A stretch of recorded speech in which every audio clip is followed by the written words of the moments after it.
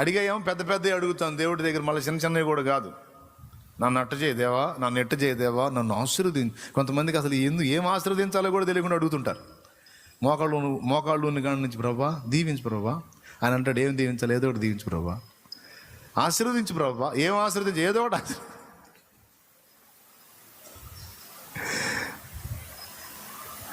యాకోబు బ్లెస్సింగ్, యాకోబు ఆశీర్వాదం నీకు కావాలని నువ్వు కోరుకున్నట్లయితే యాకోబు విరవబడ్డట్టు నువ్వు విరవబడక తప్పదు. అందరిలో నువ్వు ఒకడిగా, నువ్వు ఒకదానిలాగా ఉండాలని నువ్వు కోరుకున్నట్లయితే వదిలేస్తాడు. నీకేం నొప్పి ఉండదు ఇక. చెప్పు మరి, అందరిలో నువ్వు ఒక్కదానిలాగా ఉండాలనుకుంటున్నావు? నో, నేను నా దేవుని ఆశీర్వాదం పొంది శాశ్వత శోభాతిశయంగా ఉండాలనుకుంటున్నాను అంటే చేయొద్దు. ఇప్పుడే తేల్చుకుందాం. తరతరములకు సంతోషకారణం శాశ్వత శోభాతిశయం అలా ఉండాలని ఉందా? కొంతమంది రైట్. నేను 2 చేతులు ఎత్తుతా నేను, డౌట్ లేదు అందులో. రైట్, చాలా సంతోషం. ఆశేమో మరి కొండంత ఉంది. చిన్న దెబ్బ తగిలితేనేమో నాలుగు అంటే ఎట్లా కుదిరిద్ది? ఆశీర్వాదాన్ని పొందగోరి, అందరిలో ప్రత్యేకమైన జీవితాన్ని స్వతంత్రించుకొని కోరితే అలా రెడీ చేయని, మరి నిన్ను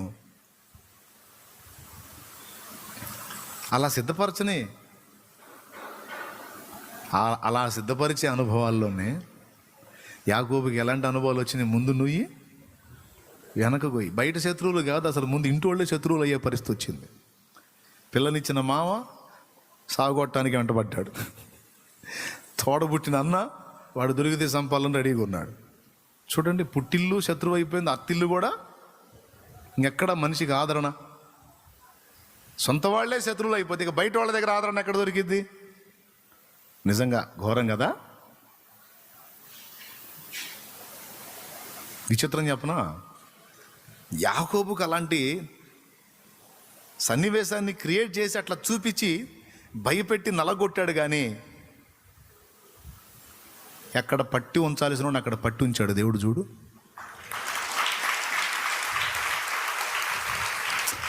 గట్టి కొట్టాలండి, మామూలు విషయం కాదు అది.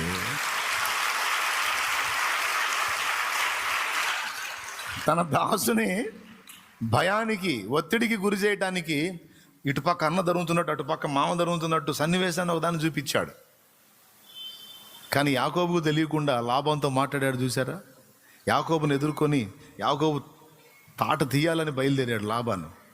నా కూతుళ్ళని, పశువుల్ని, ఆస్తిని మొత్తం తీసుకొని పోతున్నాడు. అల్లుడుగా వచ్చాడు, మొత్తం దోచుకొని పోతున్నాడు. నన్ను బికారం చేసి వీడు అంతు తేల్చుకోవాలని మంది మార్బలం వేసుకొని బయలుదేరితే లాభంతో రాత్రి దేవుడు మాట్లాడుతున్నాడు. యాకోబు దగ్గరికి వెళ్ళి మంచే కానీ చెడే కానీ నువ్వు మాట్లాడావంటే అయిపోతావు అన్నాడు. ఇట్లా దేవుడు మాట్లాడి లాభాను బ్యాలెన్స్ చేశాడన్న సంగతి యాకోబుకు తెలియని. ఇలా యాకోబు మాత్రం అదురుకొని సత్తానే ఉన్నాడు. నీకు నాకు కూడా అంతే ఉంటుంది వ్యవహారం. అంతా వచ్చి నెత్తిన పడ్డట్టే ఉంటుంది, కానీ ఎక్కడెక్కడ పట్టుకొనే ఉంటాడు ఆయన.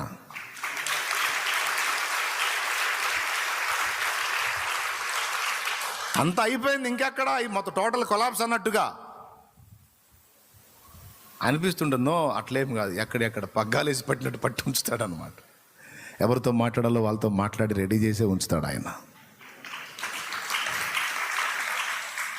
కానీ నీకు మాత్రం అసలు ఏం లేదు, ఇక దిక్కు దేశ లేదు అన్నట్టు,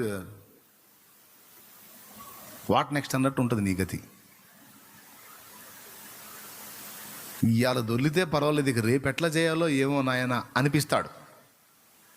కరువు ఈరోజు దొరలటమే కష్టమైంది, ఇక రేపు ఎల్లుండి సంగతి ఏంది నీకు తెలియదు.